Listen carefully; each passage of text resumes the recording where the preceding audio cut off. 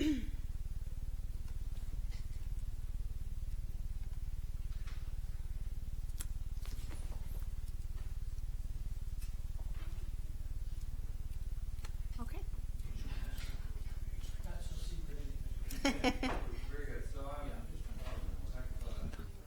I'm going to call the regularly scheduled meeting of the St. Helena Planning Commission to order, and I'll ask Ms. Smithies to lead us in the pledge. Allegiance to the flag of the United States of America and to the republic for which it stands, one nation, under God, indivisible, with liberty and justice for all.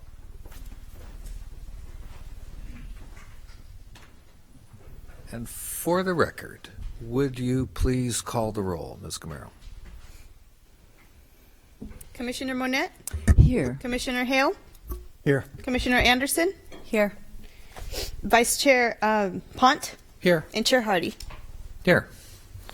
Which brings us to the public forum. This is a public forum as we're used to it. It's an opportunity for members of the public to speak on items that are not on the agenda. Because they're not on the agenda, we cannot respond substantively, but anyone who wishes to is welcome to come to the microphone now. Is there anyone who would like to address us in the public forum? Seeing none, we'll move on to consent items. We have one consent item tonight. That's approval of minutes from December 17th. Either a member of the public or any member of the commission can request that this item be removed for discussion. I would request that we remove it for discussion. You would like it removed? Yes. Okay, so then we'll discuss the minutes of December 17th. Well, Chair Hardy, you are an incredibly talented person, and I admire you very much. However, I don't think there's any way you could have been here to open the public comment or to close the public comment at our last meeting, which it states on page 7. So I was just wondering if I had forgotten something that was rather remarkable, or if that's an error. Vice Chair Pont had this conversation, and the minutes were actually fixed in the online version, so that's been taken care of. What do you refer to, Vice Chair? Was he the chair that night, or was he the vice chair that night? I was curious. He was acting chair. Acting chair. Okay. Thank you. That was it. Any other discussion? Is there anyone in the public who would like to comment on the minutes? I see none, so I'll make a motion to accept the, how does it? to pass. Approve. Approve the consent item number 4.1. Is there a second? Second. Would you take the roll, please? Commissioner Monette? Yes. Commissioner Hale? Yes. Commissioner Anderson? Yes. Vice Chair Pont? Yes. Chair Hardy? Abstain. Okay, so that brings us to our first public hearing, item 5.1, which is an application to demolish an existing 2-bedroom, 1-bath residence at 1620 Spring Street and to construct a new 2-story, 3-bedroom, 3-bath residence with a total of 2,204 square feet. Project is in the medium-density residential district. And who is presenting this tonight? I'm a last-minute substitution. Very good. Mr. Hickok, Yes, please. thank you, Chair Hardy. So as you mentioned, the applicant is proposing to demolish the existing home at 1620 Spring Street and replace it with a new 2-story, 3-bedroom, 3-bath residence that will be a total of 2,204 square feet. The existing 300 square foot detached single-car garage will be retained on site. The residence is proposed to be in the craftsman style. The first floor will be 1,344 square feet, and the second floor will be 860 square feet. The building height will be 25 feet. The exterior will be finished with a combination of vertical board and bat and horizontal siding, and the roofs will be standing seam metal and composition. The proposed single-family residence does comply and or exceed all the applicable development standards in the medium-density residential district. And the applicant has provided a water use analysis that is attached to the end of the report, demonstrating that the project does meet the city's water neutrality requirement. No correspondence has been received to date on this application.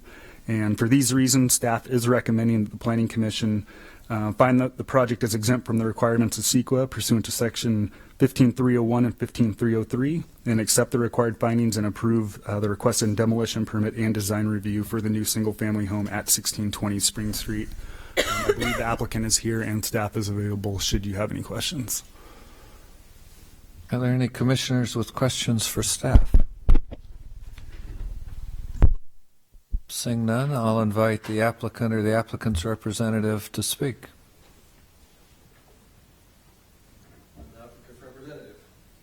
Please come to the microphone and introduce yourself. Yeah, I'm Ted Smith, Ted Smith Design. Is this on? We're good? Yeah, this is a house that I'm doing for a developer who we need to tear down the existing house, build a new one. It's going to be accessible so that it'll be an easy home for someone who has accessibility issues. It's also better for the density for the area. So it's pretty straightforward. So unless there's any questions or any objections, I think that's about it. Pretty simple. Thank you. Are there any questions for the applicant? What do you mean it's better for the density? I was just curious what you mean. Well, we're getting a house on a small footprint that has more square feet. So There's no junior ADU inside? No. Okay. Any other questions? Thank you. thank you. I'll open the public hearing. Is there any member of the public who would like to speak on this project? Please come to the microphone and introduce yourself.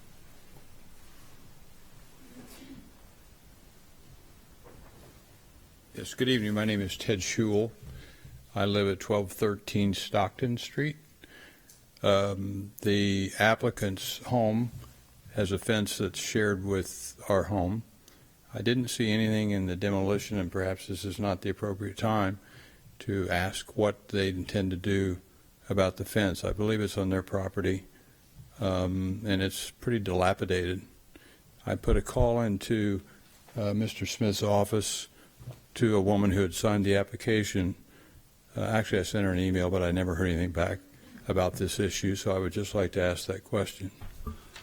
Staff can't address that. I see here on the site plan that the applicant is proposing a new stained wood horizontal fence with metal posts along the property line. And does it have the height, et cetera, on it?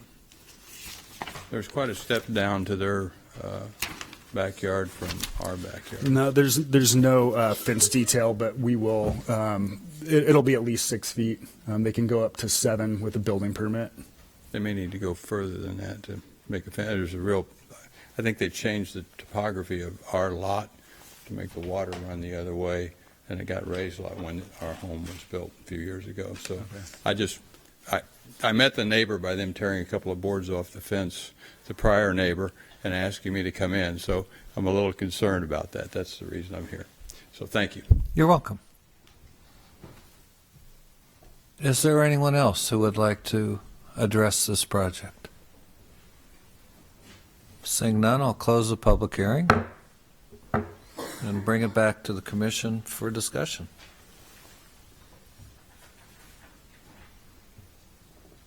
Well, It's a quiet group this evening. I'm wondering if the spokesman for the applicant knows more about the fence, or if we need to know more about the fence. I would like to, if it's possible, to open up that the comments, because I'd like to hear that response as well, if you wouldn't mind opening it up again. Please, I'll reopen the public hearing. Please come back. I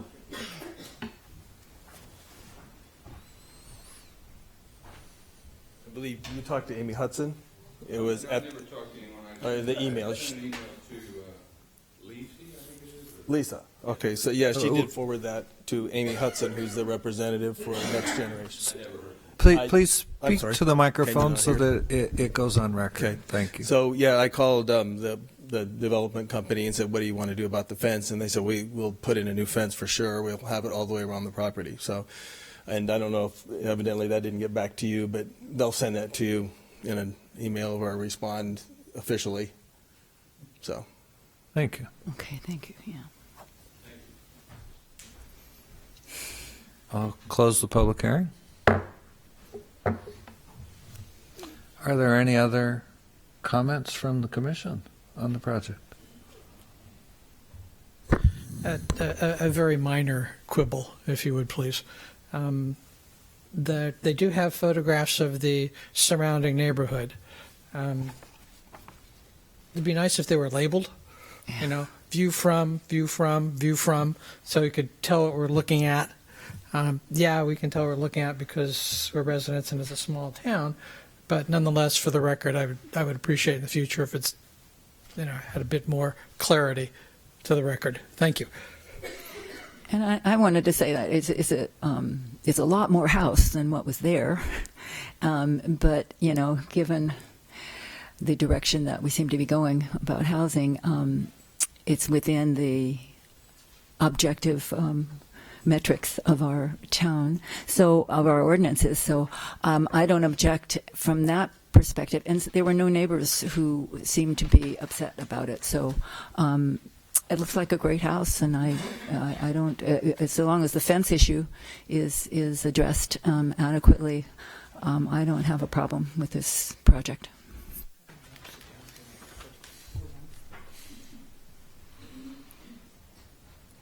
Commissioner Hale? I have no questions or concerns about this. Thank you. Commissioner Anderson? No questions or concerns. Nor I. I'll entertain a motion. Okay, I will move we determine that this project is exempt from CEQA, accept the required findings, approve the requested demolition permit, and the design review findings for a new single-family house at 1620 Spring Street. With the fence stuff, you have to say that. Hmm? Do you have to say anything? No, because it's already included. It's in the design docs that we have in our hands. So there's no need to say something about what's already in the record. I second. I have a motion and a second. Is there any further discussion? Yeah, I was just wondering if it's essential to mention that the neighbors who were here tonight be consulted with respect to the fence, because it sounds like there might be some extra considerations because of what was mentioned, and I don't know if that's appropriate to put here or if it's to ask for here. I've got no problem with altering the motion to include the design review approval includes a new fence surrounding the entire property, With except for the front. consultation with the neighbors. Well, I guess we can't do that. Can we do that? Not if they're paying for the fence. Yeah, I don't see how we can require consultation with the neighbors. I think We the could request suggest- has been communicated. Okay. It's on the record. I think that should be sufficient. So again, we have a motion and a second. Is there any further discussion? Ms. Camaro. Chair Hardy, for the record, may I ask who seconded the motion? That was Commissioner Anderson. She speaks rather softly. I was amazed. That carries a big second, right? Exactly. Vice Chair Pont? Yes. Commissioner Anderson? Yes. Commissioner Commissioner Monette? Yes. Commissioner Hale? Yes. And Chair Hardy? Yes. That brings us to item 5.2, which is a request by the Public Works Department for a demolition permit and design review approval in order to demolish and reconstruct the Crinella Pump Station facility at 1758 Crinella Drive in the medium-density residential district. Is this not zoned public, quasi-public? Curious. Just thought I'd ask. Ms. Smithies, I believe this must be yours to present. Yes, thank you. As many of you know, the Crinella Pump Station, located on Crinella Drive, is also known as the Stephen C. McCullough Park. The pump station itself was built in the 70s, at the same time as the subdivision. Has gone under some modifications over the years. The most recent upgrade taking place in 17, which was the upgrade of the 4-inch to 6-inch force main that was completed by Los Alcabas. However, the building, electrical technology, and odor control are still in need of improvements. Many residents in the Crinella subdivision, as well as park goers, have complained of the odor facility. Over the years, city staff implemented a temporary fix in 2019, but it's still not enough and has not resolved all the complaints. We have 65% design plans presented in front of you this evening to discuss and hopefully approve so we can take it to the next steps, 100% design, and get this out to bid or later this year. Thank you. Are there any questions for staff from the commission? About the project? I mean, I guess that's what you mean. Yes, I'm okay. hard pressed to think what else they might be, but I do have a I would question about- suggest you limit the questions to the project. About the Chase Bank, but I'm wondering, what is this new project? Because I really did try to understand these plans, but I don't know anything about pumps. Is this going to be? Is it going to increase in noise? My only concern is that the noise level would change. My sense would be it would go down if it were going to change. But I was just wondering, is this a noisy thing? Is it going to be noisier than what's there? It should not be noisier. I don't know if it is. There is a noise complaint. You have a couple of residents in the audience tonight, but okay, yeah. I don't believe it should not. It should actually improve on everything. You know, it should look more like a shed in the middle of the park than what it is now. Okay, so it won't need extra screening for sound or anything like that? No. Okay, that was my main concern. I used to live there too, so I was concerned about that. Thanks. Any other commission or questions for staff? Seeing none, I'll open the public hearing and invite any interested members of the public to speak to this item.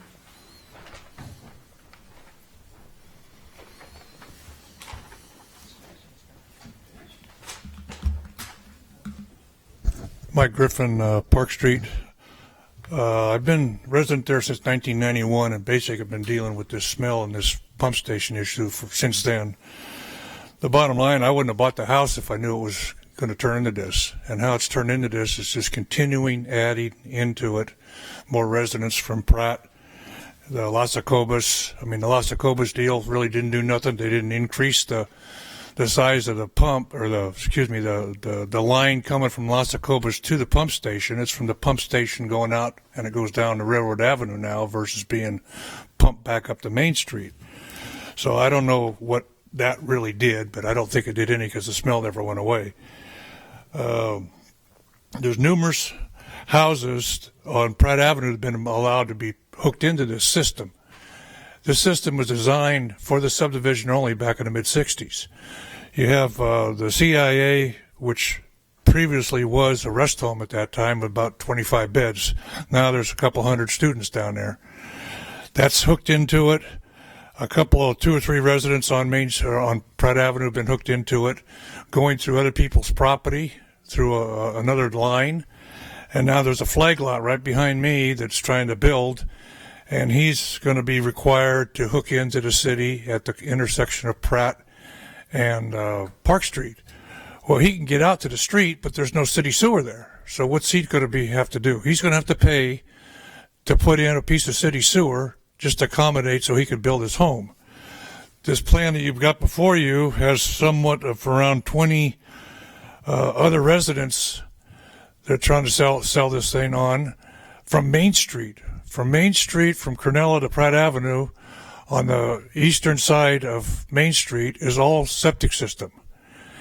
And you can't make the sewer go uphill to Main Street. So along with, if there was a a sewer on Main Street from the city, all those residents would have to be pumped up there, and it just, in the last 2 or 3 years, a resident sold on Main Street, and they said they could hook into the city sewer. Well, they tried to come through residents on Park Street. Well, that guy didn't know anything about it till he was approached by the contractor and says, we're going to bring a sewer through your line. And he says, no way. So he fought that down, and he won on the deal. And somehow they ended up still building on that with a leach field, I think, that is inadequate to standards. So, I'm trying to get this thing through as fast as possible, and I don't want to hold it up. But, you need to look at, is this really going to work with adding all these other houses onto it in the future? Maybe. I don't know until we know that whatever you guys do now fixes the deal. Then let's see about adding other people onto it. But until then, I wouldn't let anybody else hook to it until, the thing is completed. We run it for a year or two or whatever. And if the smell goes away, I don't have a problem with somebody hooking to it, or, I don't want to hold their plans up. But, it's just been one thing after another. I was told it was going out to bid last year. That's a joke. There's nowhere close to being going out to bid last year. So if this is what's going to take to get it out to bid now, let's get it going. I pay high utility rates, and I get a bonus with the smell since 1991. And you keep raising my rates, the smell just stays the same or goes a little bit more at certain times of the year.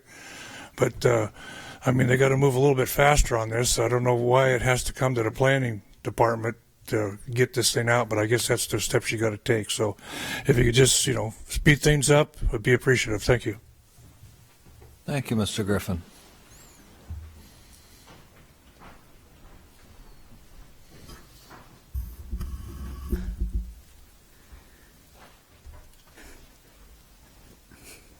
I'm Anthony McKellar, 1125 Crinella.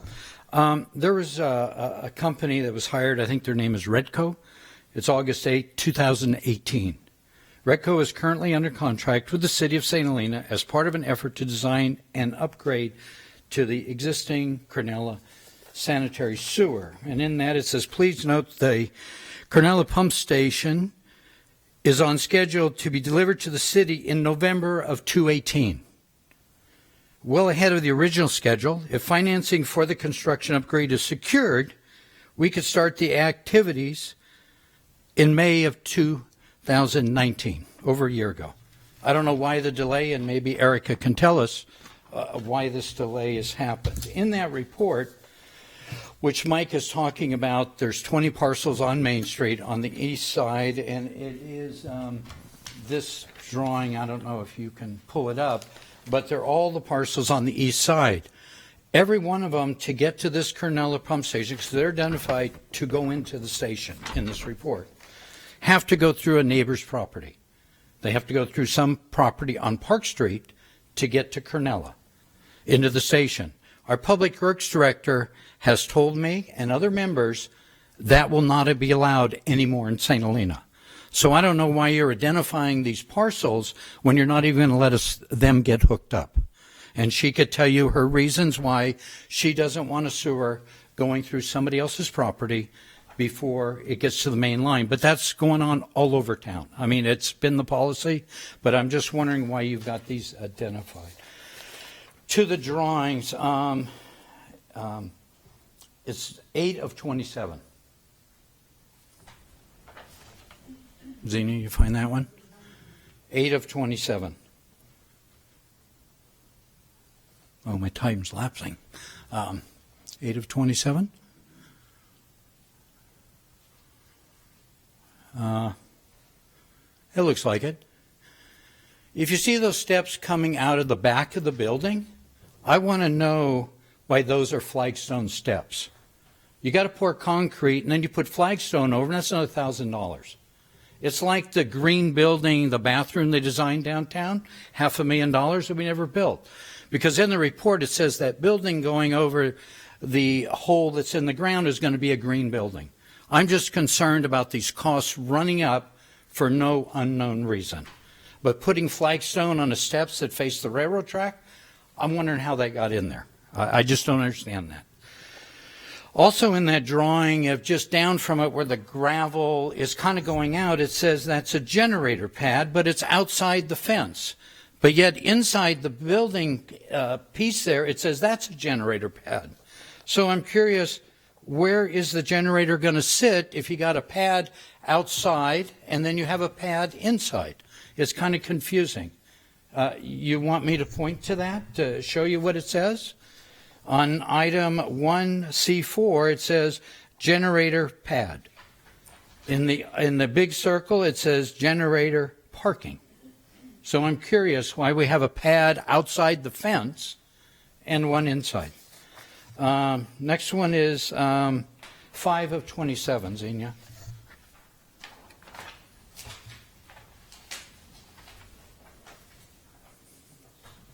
Okay, out in front on Crinella, this will be on the left hand of that screen.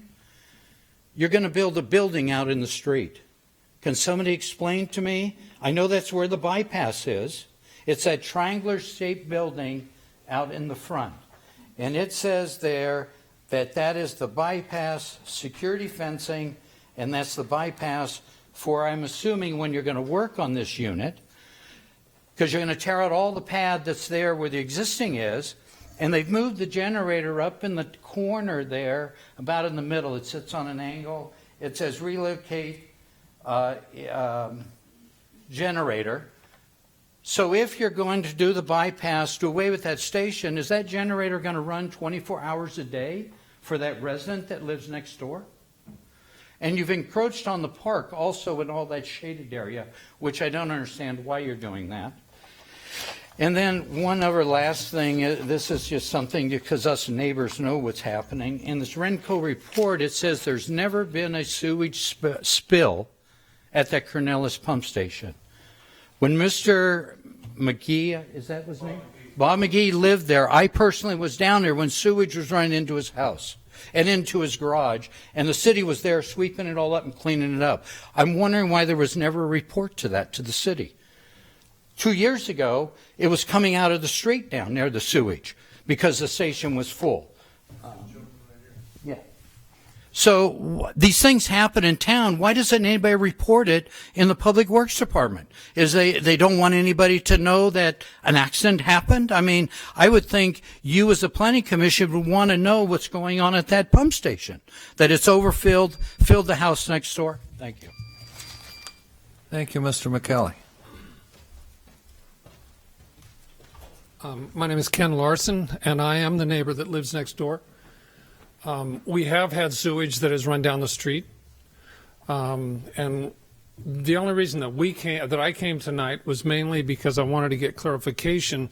We've been told by a number of the different technicians that have come through that it's going to be a closed system.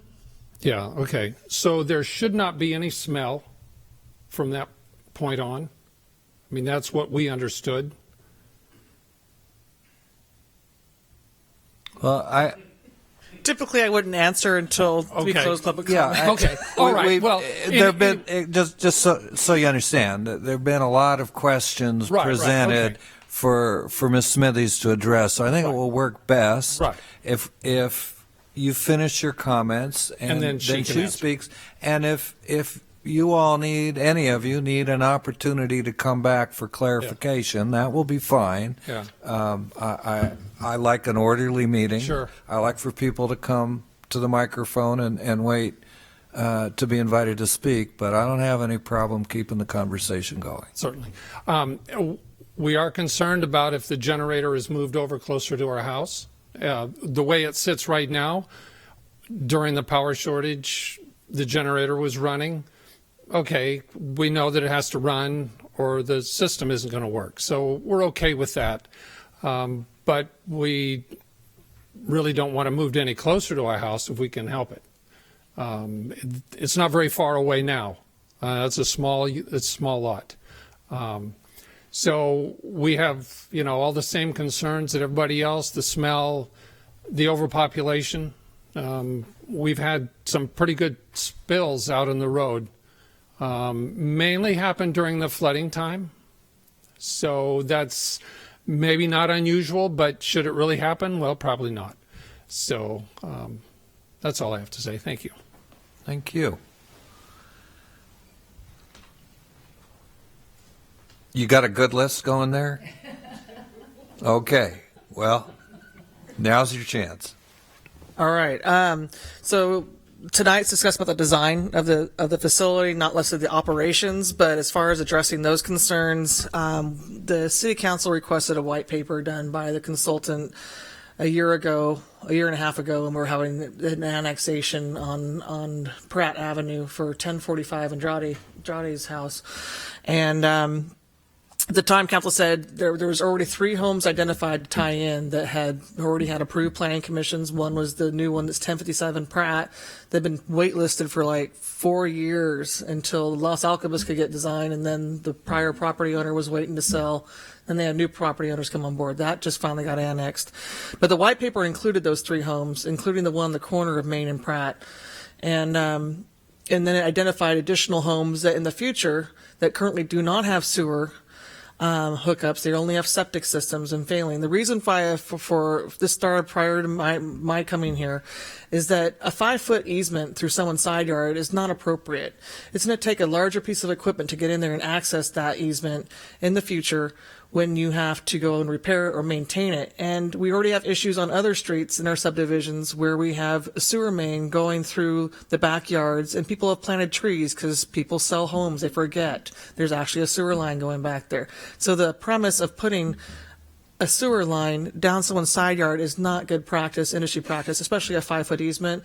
We limit it to 10 foot. We said if there's cases, special hardship cases, that we'd go to 10-foot easements. But anyways, it's not good practice. It should go out in the street. Main Street does not have a sewer main from approximately Crinella Drive all the way down to Pratt. But you have fall there. We all know it dips down.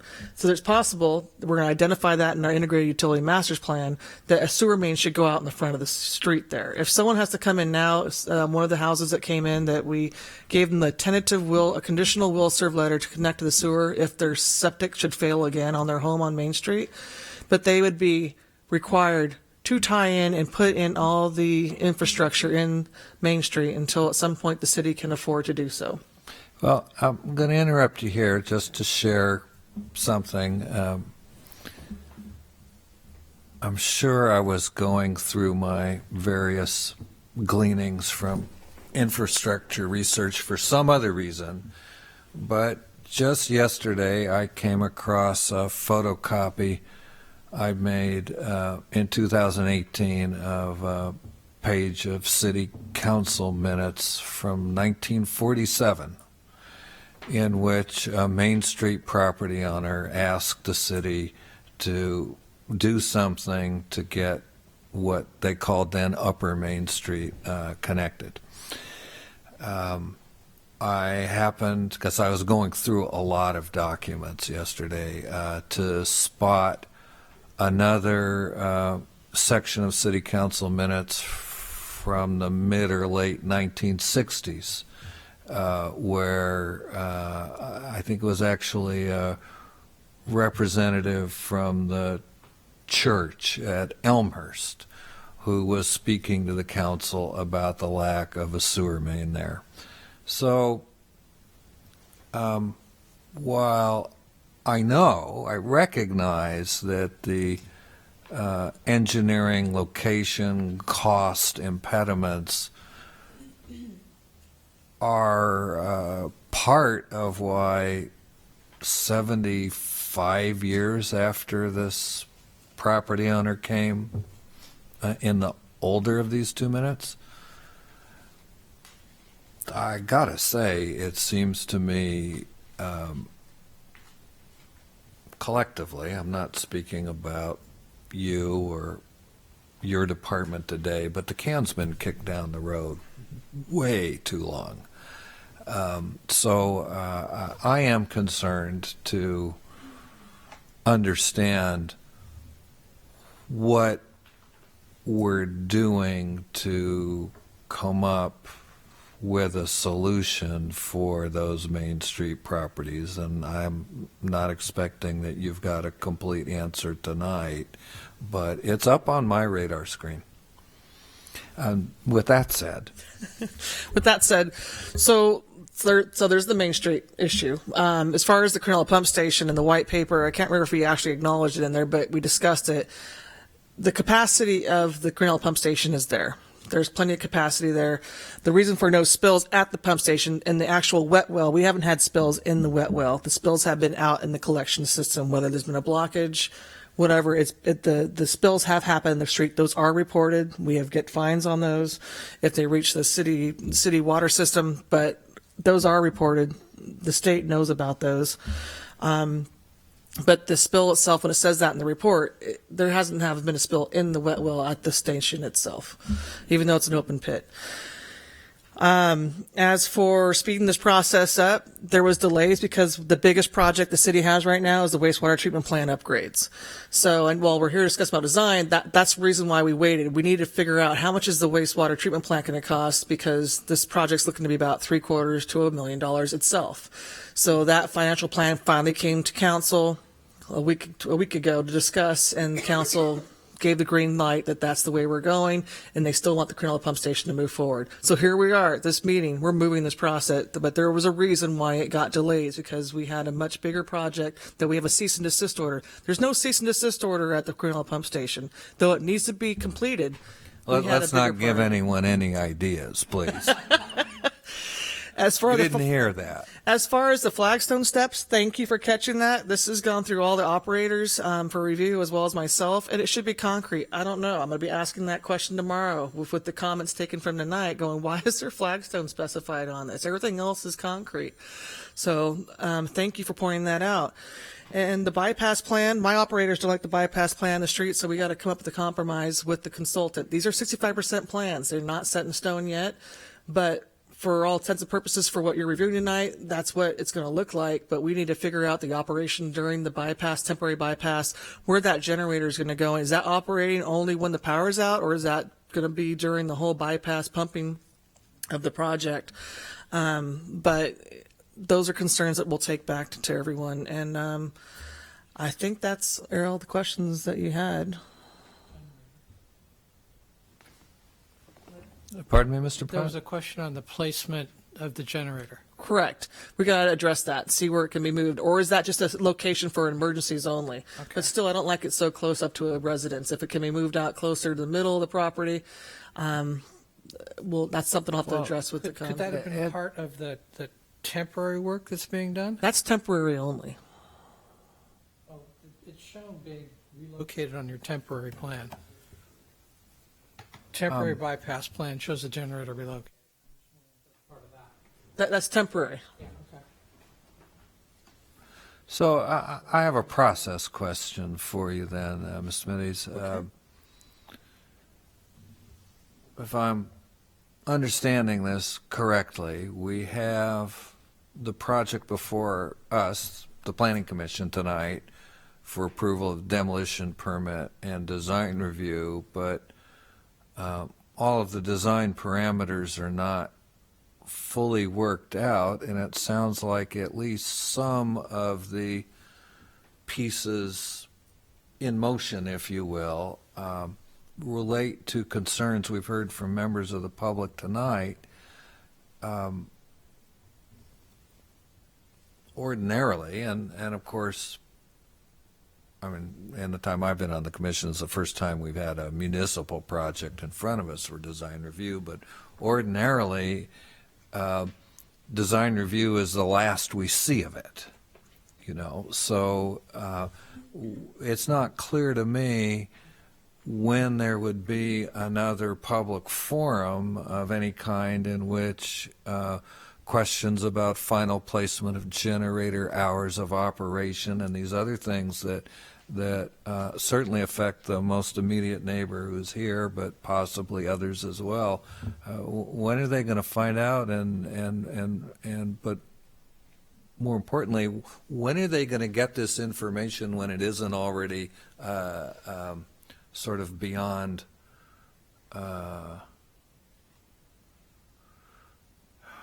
modification to reflect any remaining concerns? So or is this it?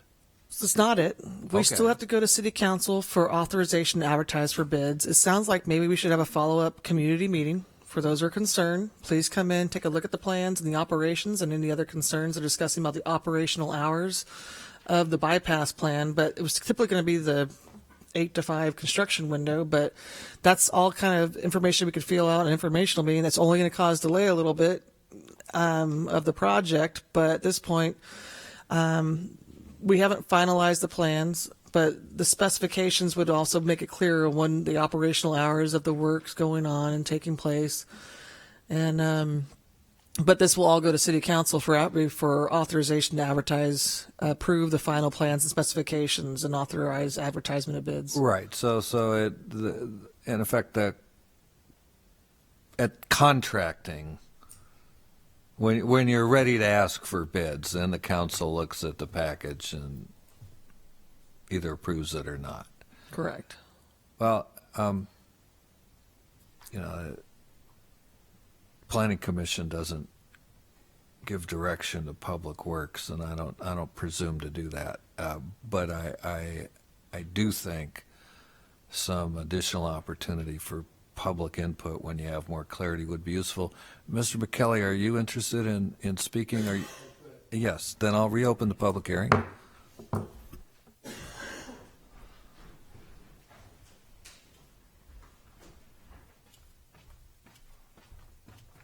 Anthony McKelly. I want to make clear, I do want this pump station built. I mean, there's no doubt about that. But I don't want it built in a way that's going to affect a neighbor that is next to it. Because I don't know if you all realize, that's a park right there. That's McCullum Park. Where that generator sits, they've got to put a transfer switch. And all those lines in there, they got to dig up the park to put all that electrical in to get to that building they're going to put out in the street. And if they're doing that and moving that generator there, that generator, unfortunately, is going to run 24 hours a day because they're killing what they had to do that bypass out in front. And if that's the way it has to be, then so be it. But you got to realize it's right now, like the gentleman said, the generator only runs when the power's out. If that's going to run 24/7, all the neighbors in that neighborhood, or they're going to have to build a structure over the generator to at least, have peace of mind in the neighborhood. And then where they're building that structure out in the street, there's no drawing of it, so I have no idea what it is, but it'll be an impediment in the street because it's halfway out, because that line is the center line of the street, that you're going to have to put barricades and, get all around it. But if that's how they've got to do it, then so be it. My concern was over those flag zone steps. But can I mention the thing on Main Street? Certainly. Erica said it's only the easement through a property 5 foot. The city doesn't like that because they got to go back and fix it. That is not true. Fixing any sewer line on a piece of property is the sole responsibility of the homeowner, not the city. So if somebody gets an easement through a property, it's their responsibility to maintain it and should have nothing to do with the city. For instance, the house right now on the corner of Crinella and Main, 2-story house. Top story goes into the end of the sewer line on Main. Last September, that line crushed for that homeowner. She's been using her downstairs because that sewer goes out through our Crinella system. She has to dig up Main Street. She has to, right now the bid is at $25,000 to go about 50 feet. But it doesn't include Caltrans's costs. Even though she has a clean out in the sidewalk, she's still responsible to the street. So any of these systems that go through anybody's yard, it's not the city's responsibility at all to fix them, because in the ordinance they're putting it all on the homeowners. So know that if your ever sewer has a problem in the street, you got to fix it to the main out in the street, like this homeowner has to do right now. And that's before I know Erica knows about that project, because they're waiting for Caltrans to tell them what they got to do. It'll probably be night work. That $25,000 may run to $40,000. Right. Who knows? So the city doesn't accept any dedication of the lateral to the main. No, they don't. Which doesn't surprise me. We have the same issue on Main Street in the commercial section. Yeah, the commercial section they do fix, because I'm owners in a building downtown. When the trees plugged up our sewer, the city was responsible from the clean out to the street. but we're responsible from the clean out back. But that's only in the commercial district. It's different once you get out. I think that was an accommodation or for whatever, the business but in the owners. residential, because you could fix every one of those 18 houses on Main Street that have a septic by letting them go through a neighbor's yard, or all of them connecting together and have one system go out, but it's their responsibility to fix it. Because if any of you come over in a rainy year on Park Street, the sidewalk is green, it is yellow, and it stinks because all those sewers bleed right through on Park Street. Well, that's why I said what I said. I've been aware of It's that been a now mess. for over 30 years. And I had the over health 30 that I've known about it. Yeah, it's a mess. They put barricades. Public Works comes throw some lime on it so it won't stink so bad. Last year I got fed up. I called the county health department. I'm going to let them deal with it from now on. Thank you. Can I ask a question? Well, let's No, finish not the yet. public hearing Okay, first, so please. God. Please, you're welcome. Welcome to come up. Mike Griffin, Park Street. On the generator issue, I don't know why they can't put a temporary power pole in there to provide the power. I served on the fire department here for over 28 years, been through all the floods of this town.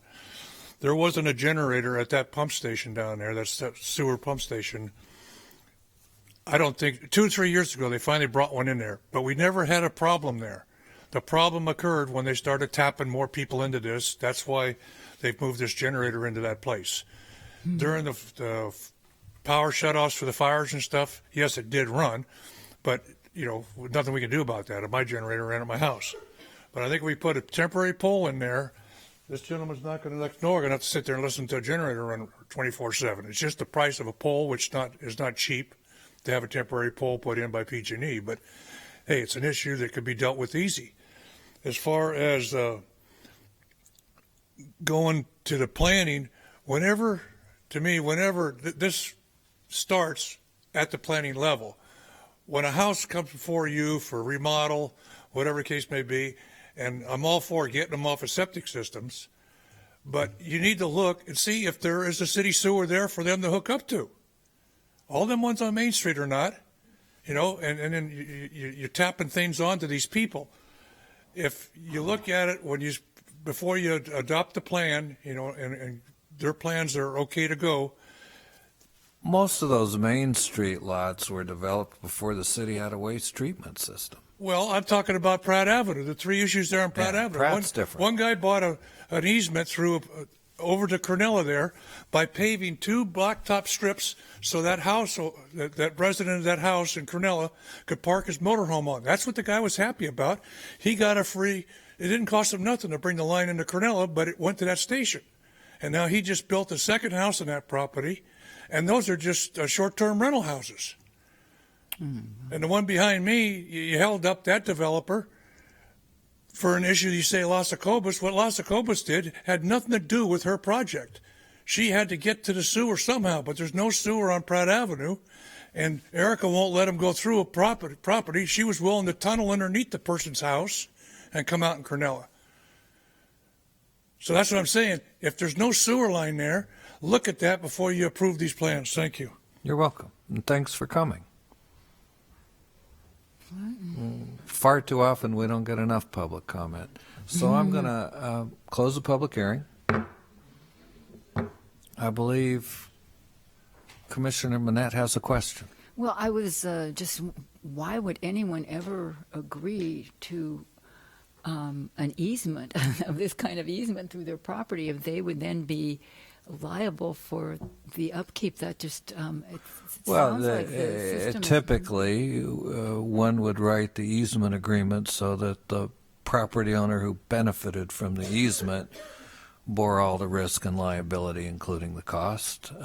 Right, but it just seems that the city demands that someone hook up to the sewer, and then it's up to the property owner to pay for it. It seems like there's something. Shouldn't the city be doing that? That doesn't seem right to me. That's a philosophical question that may be above my pay grade, but I can say that historically, and again, my predilection for reviewing the city's records, provides me with at least some insight. Historically, the city has consistently, I don't want to say that. Historically, this city, like most cities, has required developing property owners who want to make a connection that requires extension of a main, whether it's a sewer main or a water main, to pay for that cost. I don't think there's anything unusual about that. It's certainly not unique to St. Helena, and for some random reason, I remember when my grandparents in Fort Lauderdale were ordered to pay for their share of extension of a sewer main so that they could connect and go off septic. So that can happen, but my own perception of the history of some of these issues is that St. Helena has in fact been reluctant to compel property owners to make a connection that everyone understood would be prohibitively expensive, and thus we have a whole collection of properties on Main Street where the nature of the soils and the elevations is such that the septic systems in the winter are simply not functioning, and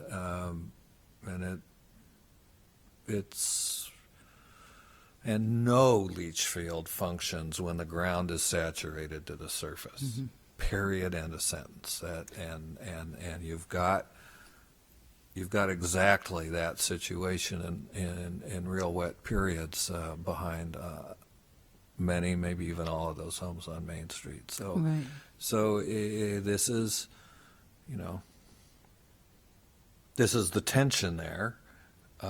Everyone would like a fix, but no one has yet stepped up to the plate to pay for it. Well, less philosophically and more specifically, then, it sounds like the generator issue is a noise issue, and is there any way you can enclose this generator in cement or something so that it's not going to it'll drive me crazy just thinking about it, and I don't even live there. It's a portable generator that we already have existing at the site. So I got to find out why they didn't put a temporary power source, since there is power at the plant, to find out why that's not just an alternate backup during emergencies. So Yeah, it'd make a whole lot of sense if it needs to run 24/7. yes, it's emergency backup generator. No, I think they're relocating the existing one. So it's on a trailer. It literally moves out on a trailer on wheels. So they were just stationing it there. Like we haven't gotten the full comments. We wanted planning commission's comments and public comments. So the generator is not to supply power if there's a power failure, the temporary? The current one is. So, Yes. but they're saying here they're relocating our existing. We're not purchasing or leasing a separate generator. Why would you put in an auto transfer switch if it's going to supply constant power? Right. So I can't believe you put in you spent all the money and effort to put in a transfer switch if it's going to just be a backup. But you can't see where they're tying in the hardwire. I can't see where they're tying into the hardwire, but you'd be crazy to put in a transfer switch otherwise. Correct. Well, okay. So maybe. the idea for the pole is not is not feasible. Is that what you're saying? No, but it looks like to me when I look at these drawings that there is hardwire. What Commissioner Pont just said was that you wouldn't put an automatic transfer switch if you're intending for it to be fully on generator. Automatic transfer switch is only if the power goes out, it automatically switches on. So right now, when the Crinella Pump Station loses power, the police station dispatch calls the operator on standby, and they have to come out and manually turn on that generator. So what they're doing is utilizing what their upgrades already are, installing those on the temporary bypass. So if the power does go out, it automatically kicks on. Okay. All right. Thank you. You're welcome. So does the commission have any comments or discussion on the demolition permit and design review before us? I was interested in what you were saying in terms of follow-up for all the things that have come up tonight. How will we be informed about that, or is that will that be posted somewhere? Or I would I would really like to hear how you change this around to accommodate some of the concerns that were aired tonight. How can, if we don't continue it and have it come back, which was something that did not seem to be a very good idea as far as the chair is concerned. What's your suggestion as to how we can follow your follow-up? My only thought was that we'd let you know when the staff report's drafted and published so that if there's any concerns, that the plans are going to council for review. If there's any additional comments, if we haven't addressed all of them. We're not going to be addressing operations on other stuff. We'll be addressing the comments that are actually strategic to this project. Okay, so when it goes to the council on their agenda, there will be a staff report, and that's how we can see what's been done? Correct. Okay. And a link to the plans and specifications. Okay, thank you. Something for me. On the temp power pole, or just process on this, is the idea here you're going to move this out to here and the generator is going to run this pump constantly? It's going to be run on the generator, not on temp power. You wouldn't pay the money for an automatic transfer switch if it's going to be running on a generator full time. There'd be no need for an automatic transfer switch. Power. Hardwire. You just can't. I can't see where they're having the hardwire unless it's literally pumping from the wet well into. I got to find out what's the strategy behind that. It's not finalized plans. You can also be essentially wasting your generator.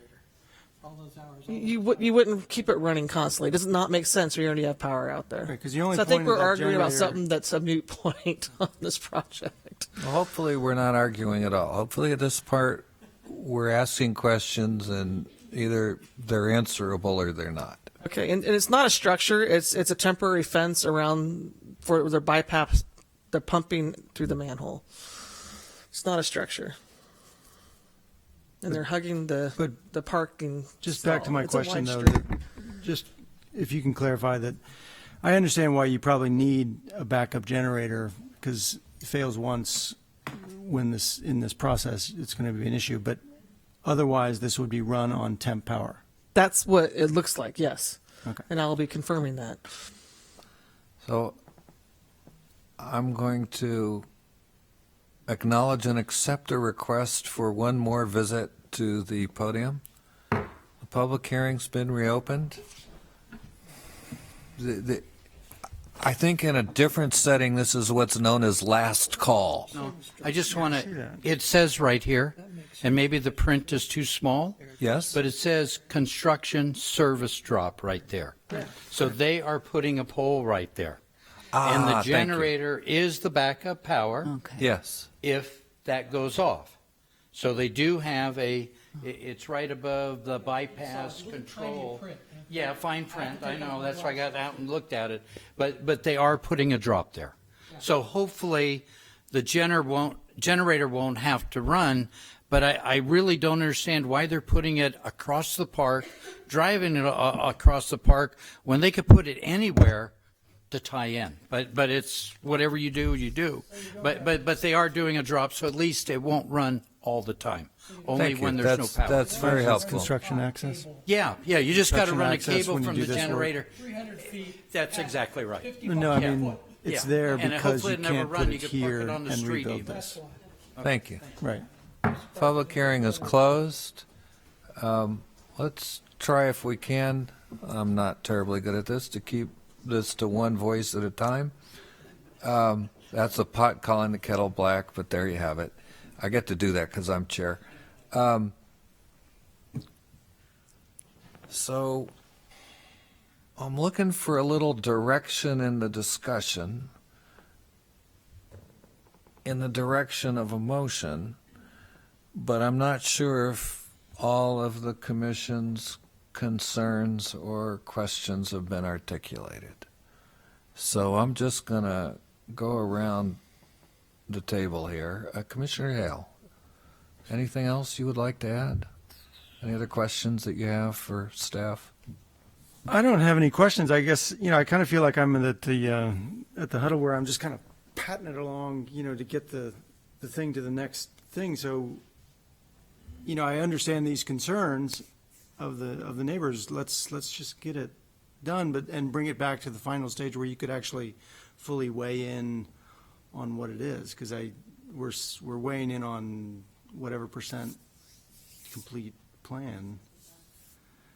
Well, And- it's a conceptual set of plans. There's not much that ever goes through design review or even a use permit at a construction level of detail.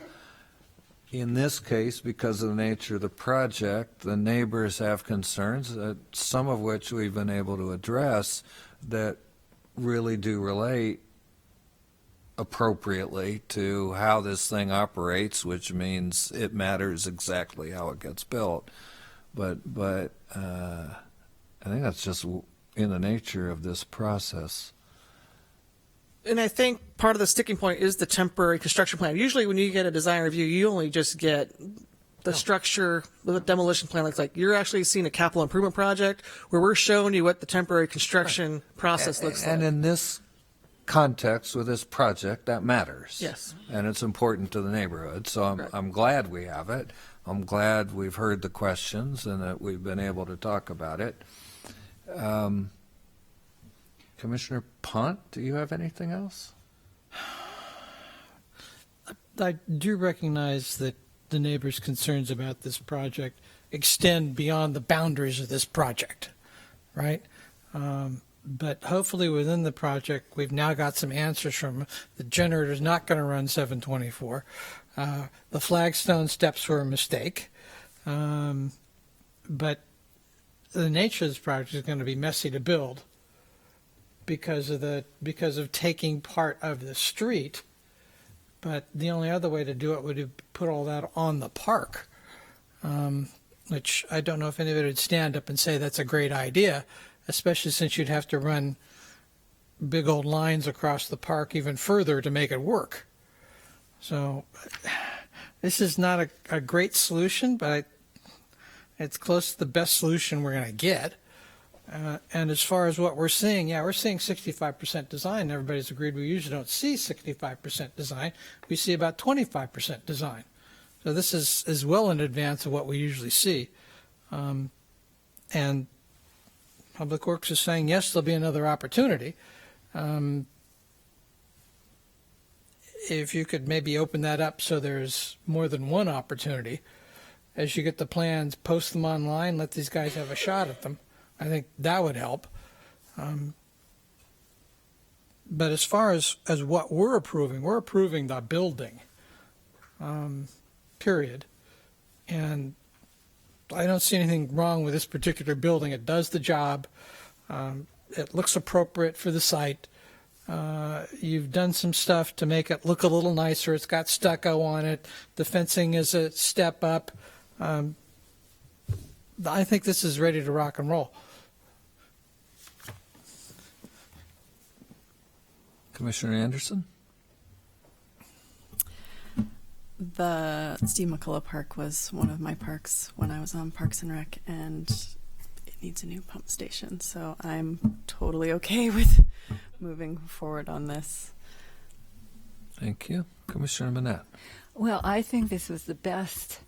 And process-wise, I don't understand the details of what's going on here, but the process, it was really a lovely dance between the public, the staff, and the Planning Commission. It reminded me of push hands. I don't know if I've ever done that, but it's a yoga thing or something. It's an Eastern thing where you resist each other, and then one person takes over and leads the way, and then the other person takes over, and pretty soon nobody's really pushing, and nobody knows who's leading. It just kind of all works together. And I've never seen push hands with more than two people, but it felt like that tonight. It was really a beautiful example of government, doing a lovely dance for a change, for once. Anyway, so I appreciate that, and everyone who was part of it. Thank you. I have nothing to add other than a request for a motion. I move that we accept staff recommendations on this issue. Second. Did I hear a second? I second that motion. Thank you. My attention may have drifted. I'm not saying that would work. Okay, there is a motion and a second. Commissioner Monette? Yes. Commissioner Anderson? Yes. Commissioner Hale? Yes. Vice Chair Pont? Yes. And Chair Hardy? Yes.